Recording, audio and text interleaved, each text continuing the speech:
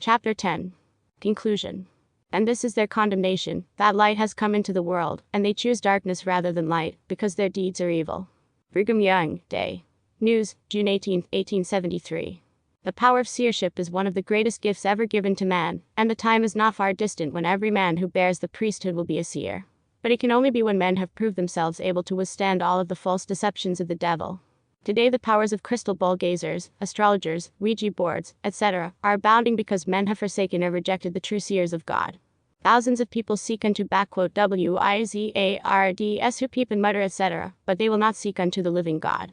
I can say to all the inhabitants of the earth that before what is called spiritualism was ever known in America, I told the people that if they would not believe the revelations that God had given, He would suffer the devil to give revelations that they priests and people would follow after.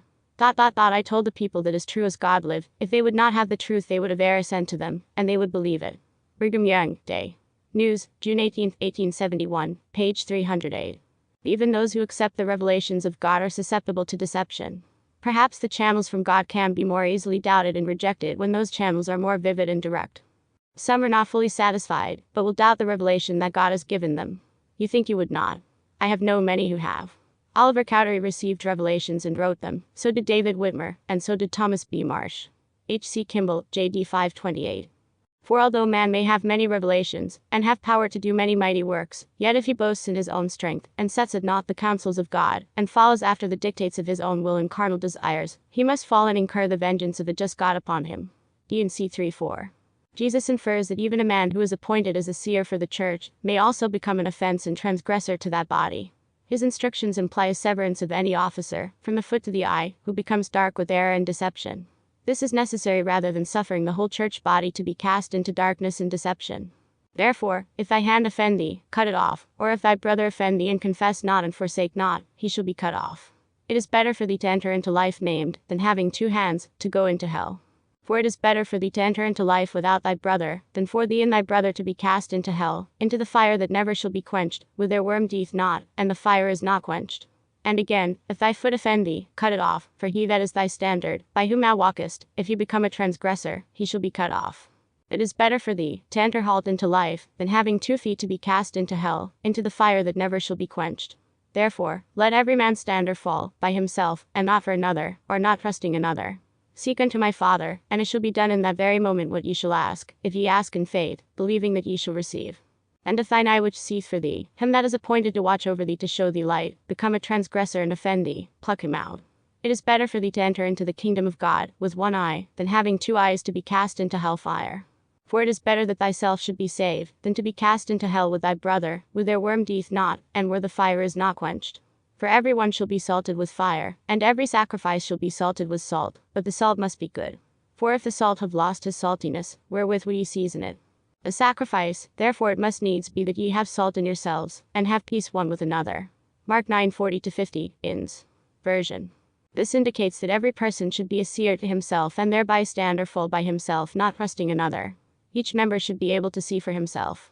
Orson Pratt infers that the saints will someday become more fully seers. Shall we stop here?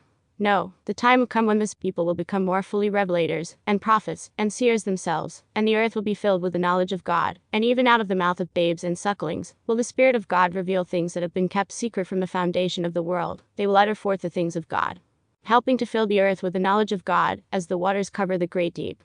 Orson Pratt, J.D. 19:219. The ability and powers of seership will also be magnified in the next world. Powers of light and seership shall be absorbed into the whole body of man. I long for the time that a point of the finger, or motion of the hand, will express every idea without utterance. When a man is full of eternity, then the eye is not only the medium through which he sees, his ear is not the only medium by which he hears, nor the brain the only means by which he understands. When the whole body is full of the Holy Ghost, he can see behind him with as much ease, without turning his head, as he can before him. If you have not that experience, you ought to have. It is not the optic nerve alone that gives the knowledge of surrounding objects to the kind, but it is that which God has placed in man, a system of intelligence that attracts knowledge, as light cleaves to light, intelligence to intelligence, and truth to truth. It is this which lays in man a proper foundation for all education. I shall yet see the time that I can converse with this people, and not speak to them, but the expression of my countenance will tell the congregation what I wish to convey, without opening my mouth. Brigham Young, J.D. 170-71. There is a strange part of the human system which may be a special type of media through which men obtain some spiritual influence. For thousands of years, the pineal gland, located at the base of the brain, has been claimed to be the center point of the body for receiving spiritual guidance. Spiritualists and philosophers alike have pointed to the pineal gland as a receptacle for seership. Pineal, the third eye. Pineal gland is a structure about the size of a pea located just above the base of the brain. This gland has interested scientists and philosophers for many years. For example, according to René Descartes, the French philosopher, the pineal is the seat of the soul. However, the function of the gland remains as much a mystery in modern times as it was in the past. World Book Encyclopedia. The mind's eye expresses the sixth sense, often referred to as second sight. This phenomenon is the telepathic flashes of pictures, thoughts, or messages which are received in the mind. The body has its sensory receptacles: eyes, ears, nose, tongue, and touch, which convey particular kinds of sensations. The mind, too, has a sensor to receive new knowledge or inspiration. Everyone possesses these gifts and powers if they choose to utilize them. However, some individuals are endowed with greater degrees of receptibility than others. Many spiritualists today, and many ancient philosophers, have claimed that the little pineal gland, which rests at the center and base of the brain, is the receptacle which picks up second sight. The pineal is a small reddish-gray body about 8 millimeters in length. Modern science can offer little reason for this strange little body. From a textbook of medical anatomy, it is said that the pineal body represents the rudiments of a photosensitive organ, the third eye, which is present in certain reptiles and other lower vertebrates. Anatomy of the Human Body, by Henry Gray, page 898. Another doctor of medical science wrote, "Perhaps the pineal was merely a vestigial remnant of a one-time eye, and has no function at all now. Perhaps it is on its way out, like the vermiform appendix." The Human Brain, by Isaac Asimov, page 86. This third eye power, whether it can be identified with the pineal gland or not, is certainly becoming a remnant of the powers that once existed with men. At least it can be said that seership ability, or the power of a third eye, certainly is on its way out. The ultimate purpose of man is to become a genuine seer for God. His promises to aid us towards that goal by promising every righteous soul a seer stone. W. W. Phelps wrote a poem indicating that we had such a stone before this world. My Old White Stone. By W. W. Phelps. Oh, keep my old white stone, Father. Oh, keep it till I come. The stone I had of thee at home, before this world was known. For lo, in it is my new name. The name thou gavest me, when I was washed and set apart, for the glory yet to be. Eternity is thine, Father. Age after age has gone. And yet, among thy sons, as one, my spirit moves divine, with light and life, and sense and love, through realms where wisdom's known. Defined, by faith, my path back home, to my gem, my old white stone. The sweetest joy that seems, Father, is now and then of you, of that eternal world in you, that flashes through my dreams, in some blessed spot that's still and pure, where virtue's bliss is known, and where my spirit eyes can see, for themselves, my old white stone. Deseret News. Vol. 6, page 416. Jesus was also called a stone, even the chief stone. Jesus Christ himself being the chief cornerstone, and whom all the building fully framed together groweth unto an holy temple in the Lord. F. 2:20-21. This is the stone which was set at naught of you builders, which is become the head of the corner. Acts 4:11. A stone of stumbling, and a rock of offense, to them which stumble at the word, being disobedient. I Peter 2:8. Peter, who is head of the early Christian church, was also given the same title. The Lord said to him, Thou art Simon, the son of Jonah, a seer, or a stone. John 1:42, INS. Version. Perhaps this may shed new light on the verse which says, Upon this rock I will build my church. Matt. 16:19. Peter took this to heart and considered himself a stone, and also felt that every other member of the church should be considered the same. He wrote, Ye also as lively stones are built upon a spiritual house, and holy priesthood. I Peter 2:5. The church should be built upon the rock of revelation, and this may imply revelations through the seers or their seer stones. The earth to become a Urim and Thummim. Not only is man to become a seer, but the very earth is to become a Urim and Thummim for him. CD and C 130. This earth, when it becomes purified and sanctified, or celestialized, will become like a sea of glass, and a person, by looking into it, can know things past, present, and to come, though none but celestialized beings can look into the earth, and the things they desire to know will be exhibited to them, the same as the face is seen by looking into a miner. Brigham Young, J.D. 986. It is written here in the Book of Doctrine and Covenants, that the planet on which he lives, is a great Urim and Thummim, which reveals everything pertaining to this lower world and its inhabitants. And the holy beings who reside there can gaze upon us mortals whenever they please, looking also into the future or the past, hence they know it as it is. John Taylor, J.D. 18328. The sea of glasses upon which John saw the saints standing will be the earth in its sanctified and immortal state, and that in this glorified state it will be a Urim and Thummim to all the celestial inhabitants who dwell upon it.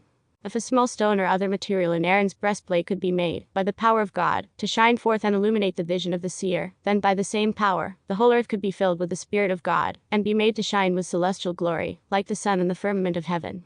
Masterful Discourses of Orson Pratt, page 557.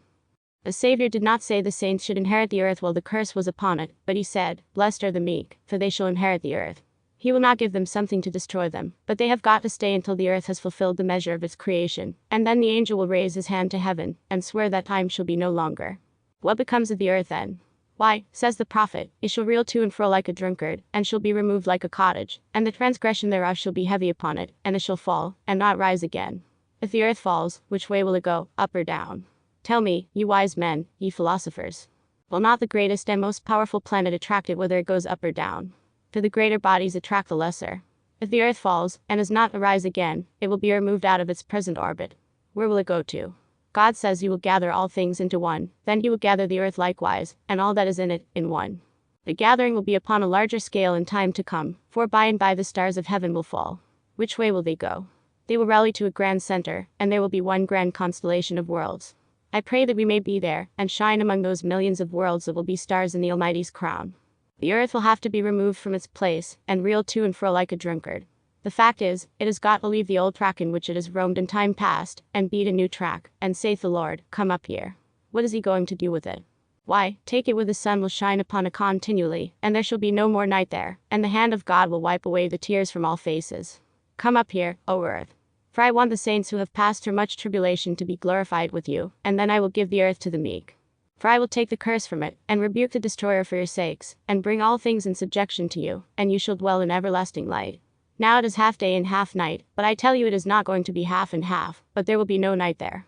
We have but one sun to shine upon us, but when the earth is taken out of this orbit, it will come in contact with the rays of other spheres. Their rays will dazzle our earth, and make the glory of God rest upon it, so that there will be no more night there.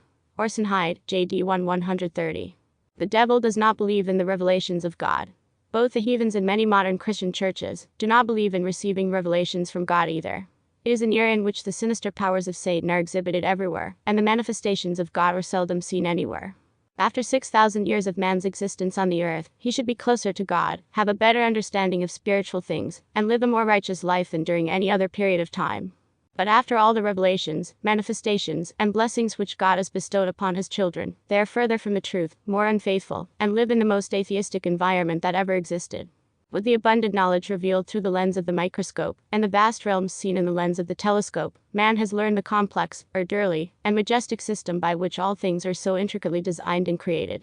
From the halls of educational institutions, which should be the first to acknowledge the hand of their creator, our children are taught that man is no more than a stepping stone for monkeys, and that the creations of worlds are no more than the product of an accident.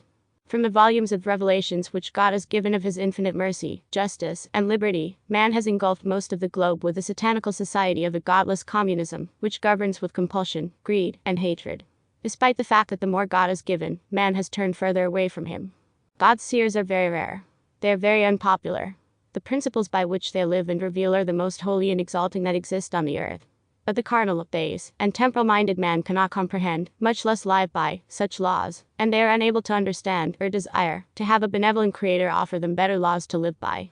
Nearly every ancient seer has foreseen our present generation, describing in detail our problems and our destiny.